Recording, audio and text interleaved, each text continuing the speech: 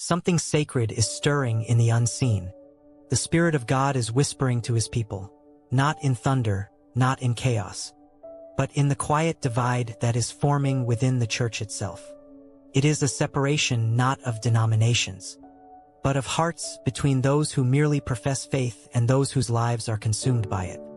The voice of the Spirit is calling again, saying, "He who has ears, let him hear what the Spirit says to the churches." There was a time when the church spoke with one voice, the voice of truth, of holiness, of love untainted by the world. But as generations passed, that voice became mixed with the noise of ambition, pride, and comfort. The Spirit did not leave, but he grew silent in many hearts. And now, in these days of confusion and compromise, he speaks once more, not to all together, but to each soul that still listens in reverence and trembling.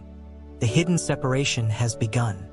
Few notice it, fewer understand it, but heaven does. It is not a split of buildings or doctrines. It is a division of spirit. The wheat and the weeds are growing side by side, indistinguishable until the moment of testing. One will bow when the storm comes. The other will stand, rooted not in religion, but in relationship. There are churches filled with light but devoid of warmth. Sermons that please the ear but starve the spirit. Worship that moves the crowd but never touches the throne. And yet, in small rooms, in quiet homes, in hidden places of prayer, a remnant trembles before God. These are not famous nor celebrated, but their tears are seen. Their obedience is recorded. Their fire has not gone out, and the Spirit whispers to them, "Hold fast." The shaking has begun, but few understand what this shaking truly means. It is not merely the exposure of corruption or the fall of false prophets. It is the testing of every heart that bears his name. For the Spirit is not dividing the church from the world. That has already been done. He is dividing the true church from the professing one.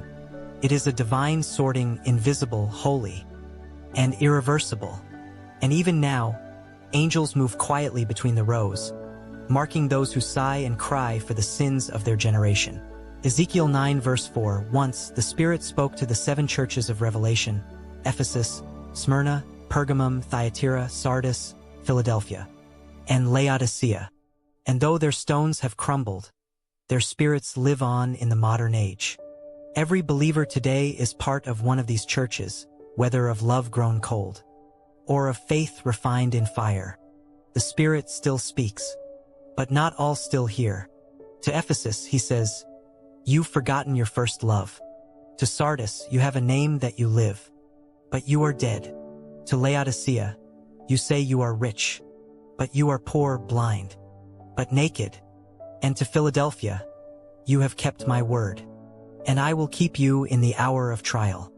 Which voice speaks to you? The hidden separation is not punishment, it is preparation. For before revival comes refinement. Before the Spirit is poured out, he must cleanse the vessels that will carry him. Many cry out for power, yet resist purity. But the Spirit of God will not dwell in what is unyielded. He seeks those who will not just sing his name, but live it. Those who will not just attend his house, but become his dwelling.